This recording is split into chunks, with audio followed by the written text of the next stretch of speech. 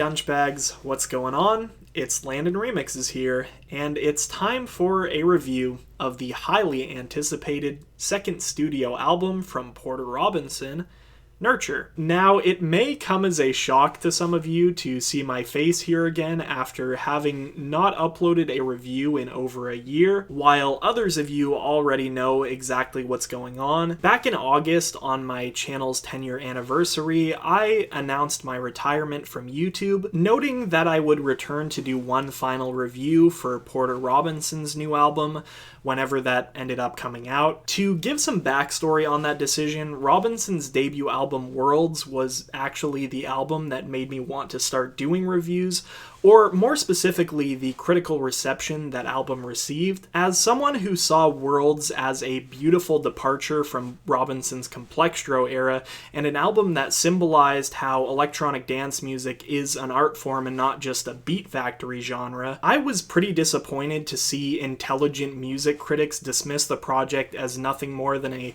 simplified indie-tronica synth-pop project. At that time, there was no review channel on YouTube covering dance music specifically, so I decided to switch gears from Minecraft Let's Plays and song mashups to electronic music reviews. Given my history with Worlds, it only made sense for my final album review on YouTube to be covering the next iteration of Porter Robinson's artistic journey. So without any further delay, let's talk about Nurture. Before digging into this album, I think it's important to understand some of the events that led up to its creation. Following the success of Worlds and its accompanying live show, Porter found himself stuck in a creative rut, unable to produce music in that same vein that didn't feel completely uninspired. Of course, this led him to go in the complete opposite direction on his 90s rave-inspired Virtual Self alias,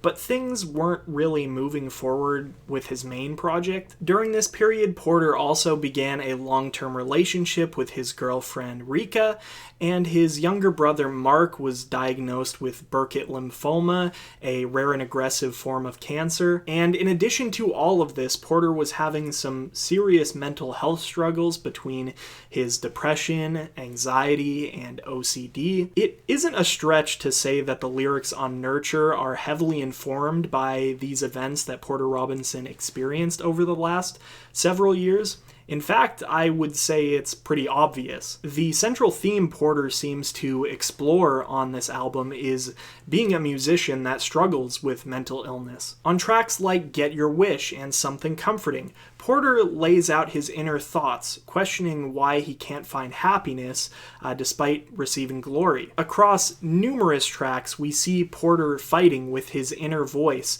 and finding ways to overcome it. For example, on the song Musician, thoughts like, "Isn't it time you grow up?" and "Isn't it time you get a job?" are overcome by Porter's love of creating music. As a quick side note, I feel this song perfectly lays out the joys of being a musician. As someone who has written and produced music off and on for years, I have to say, nothing quite matches the feeling of getting into a creative groove and making something you're proud of, even if it never sees the light of day. On Mirror, perhaps the emotional climax of the entire album, Porter recognizes that the criticism preventing him from moving forward is not the voice of others, but his own. The song takes a brighter turn and concludes with a glimmer of hope, with the narrator reminding us that sometimes the inner voice can be encouraging and call for you to keep going. Similarly, the song Look at the Sky captures that moment where Porter finally breaks out of his creative rut, putting his own criticism behind him and realizing that he can still make something good. On a separate note, Porter echoes the lyric from Get Your Wish, "The work that stirred your soul, you can make for someone else," on tracks like Mother, Sweet Time, and Blossom, which are ballads written for his mother and his girlfriend, respectively. These songs, while much less explosive and energetic than the singles, serve as wonderful emotional homages to the women they're written for, and are a great reminder of how the people that love us just want to see us happy and on our feet. As a recently married man, I am not at all ashamed to admit that I was moved to tears by Porter's words to Rika, especially the line, "I'll be happy just to have known you." Dear God. Before I move on to the other attributes of Nurture, I did want to quickly note that some of the lyrics on this album have a very religious feel to them. This may or may not have been completely intentional, but given that the album does deal quite a bit with the theme of mortality, especially on Sweet Time, a song where Porter talks about being afraid of death and needing a second life because he isn't satisfied with knowing his lover just once, I honestly don't think it's too far-fetched. I don't recall if I mentioned this in my Get Your Wish review or not. That video was filmed so long ago at this point, but I think the chorus on that song has a very CCM feel to it, with the symbolism of walking on water being pulled directly from the Gospels. Also, the song Wind Tempos uses the refrain "It's so holy" repeatedly, which seems to be another religious reference. And don't even get me started on Look at the Sky. If a few of the words on that song were swapped out for God, it could literally be a K-Love radio hit. Enough about that, though. Let's talk about the other side of this album. The sound. If Nurture does one thing very differently from Worlds in terms of its sound, it's that it doesn't stick to one style or even a small group of influences. This album feels very informed by Madion's 2019 album Good Faith, and not because their sonics are super similar or anything like that. More so, I think Hugo's approach to his influences on Good Faith, the way that he took so many different styles and blended them together in a way that felt unique to him, that's what Porter seems to be borrowing from here. Of course, I don't think there's anything wrong with that, and honestly, I think it was the right move for him for a sophomore album to really expand on what makes Porter Porter. For me, Nurture feels, for the most part, like a culmination of every Porter Robinson era we've seen thus far, and yes, that includes Virtual Self. The biggest piece carried over from Worlds is Porter's edited voice, which to me sounds a lot like the Havana Vocaloid from that album. His voice is edited like this in some capacity on nearly every song, which to me makes the album feel like a cohesive follow-up. It's also worth noting that the album's only collab, the penultimate track Unfold with Totally Enormous Extinct Dinosaurs, is very Worlds with its raw indie vocals from Teed and massive wall of sound climax. The song reminds me of a mix between Hear the Bells and Sea of Voices. There are definitely hints of pre-Worlds Porter here as well. Songs like Look at the Sky, Something Comforting, and Mirror opt for four-on-the-floor beats and energetic electro house influenced choruses, which definitely take me back to songs like Language and Easy with Matt Zoe. Similarly, Get Your Wish and Something Comforting feature hard piano key strikes that remind me a lot of those same two songs. And as I mentioned before, I can even hear some bits of Virtual Self creeping into this project. There is certainly no shortage of amen breaks across Nurture, which of course is a staple in Virtual Self's music. There's even this deep rumbling bass and Look at the Sky that gives me some major Ghost Voices vibes.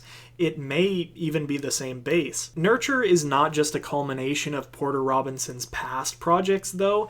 It's an album that brings together each and every side of his musical palette. Across the Nurture tracklist, Porter isn't afraid to show off his roots in early 2000s pop, IDM, singer-songwriter, Japanese ambient music, anime, and video game music. You name it. It's incredible to see artists ranging from Anamanaguchi to Cornelius to Rob Bass and DJ Easy Rock to Masakatsu Takagi to Vanessa Carlton weaved into the DNA of this album alongside its obvious dance music influences. All this considered, I don't think there's any denying how special of an album Nurture is. A big part of me wants to tell you that this album is even better than Worlds, perhaps a perfect album, but another part of me knows that isn't true. Don't get me wrong, I fully expected Nurture to come out on top, especially since the singles were so consistently great in quality.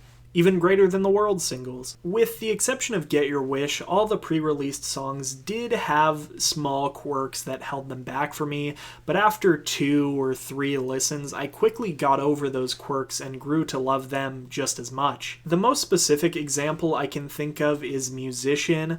The chopped up Quiero Quiero Bonito sample caught me off guard with its constant repetition throughout the song, but honestly, after a few listens, I got over that and was on board with the song as much as any other Nurture single. Now, the downside of having all of these amazing songs drop before the full album release is that, in my opinion, they did not paint an accurate picture of how Nurture would sound in full. One great thing about the singles from Worlds is that they somewhat tapered my expectations for the full album and allowed songs like Divinity, Fellow Feeling, and Goodbye to a World to just completely blow me away on that very first listen. Nurture, on the other hand, while it did have maybe the most enjoyable string of singles I've ever heard lead up to an album release, honestly left me feeling a bit underwhelmed when I ran through it the first time. While the singles painted Nurture as a colorful, high-energy synth-pop album, the full album experience is much more low-key and reserved, with occasional bursts of energy and emotion. I can't really fault the album for turning out like this, and it isn't a major criticism, but I do wish some of those amazing high points like Musician, Look at the Sky, and Mirror were reserved for the first-time album experience. Maybe swap them for songs like Sweet Time and Mother, which would have helped showcase Nurture's softer side. My biggest criticism with the album itself is its track order, which I'm not totally in love with. Frankly, it's a bit odd for the album to open with the lifelike intro and immediately go into Look at the Sky, a song that feels so big and triumphant, and then Get Your Wish comes immediately after, which of course sees Porter somewhat lost in depression and anxiety. I know it's tempting to put the song that screams, "I'm back, baby," right at the very beginning, but I feel like the song's message would have served its place better among the last couple tracks of the album,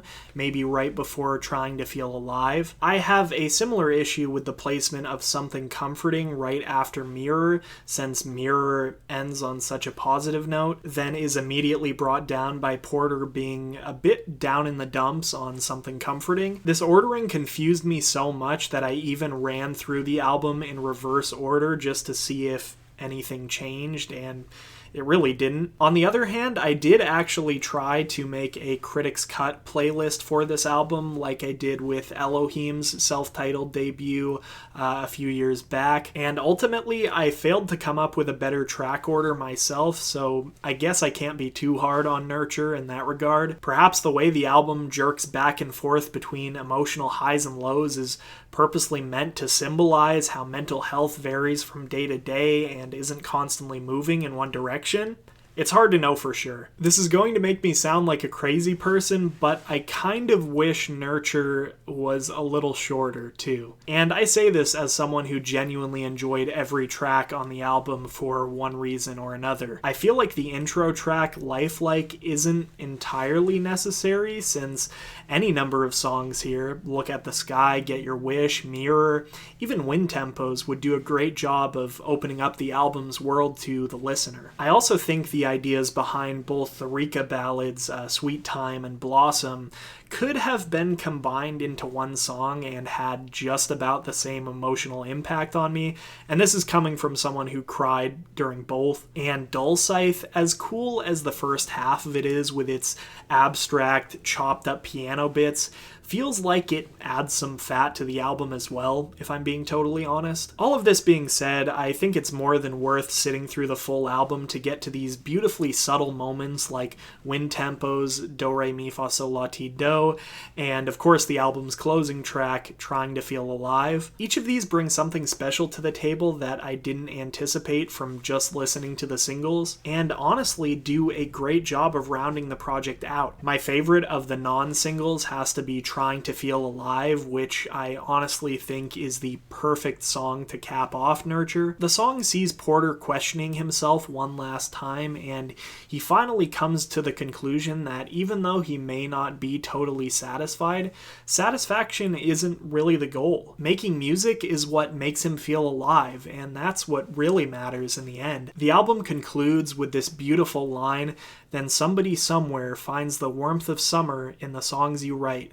Maybe it's a gift that I couldn't recognize, trying to feel alive," which just left me with the biggest smile on my face. So in conclusion, no, I don't think Nurture is an absolutely perfect album, but hey, I didn't think Worlds was either, and that LP is an all-time favorite of mine. And I don't necessarily see Nurture as something that will be as influential as Worlds, but that's okay, because the experience of this album is completely unique to Porter, and it's going to be much more difficult to replicate that. Nurture truly does feel like a labor of love. It's also the first time we've really gotten a first-person perspective of Porter's life and his mind, and it does a really great job at that. Beyond that, Nurture serves as an excellent reminder that your life has meaning, and you're here for a reason. Keep going, keep going, keep going. It will all be okay in the end. For Nurture, I am feeling a decent 9.5 out of 10. As always, if you guys haven't listened to this album yet, I have the Spotify link down in the description below. And if you have listened to the album, make sure to let me know your thoughts down in the comment section. Anyway, this is Landon Remixes, signing off. Peace.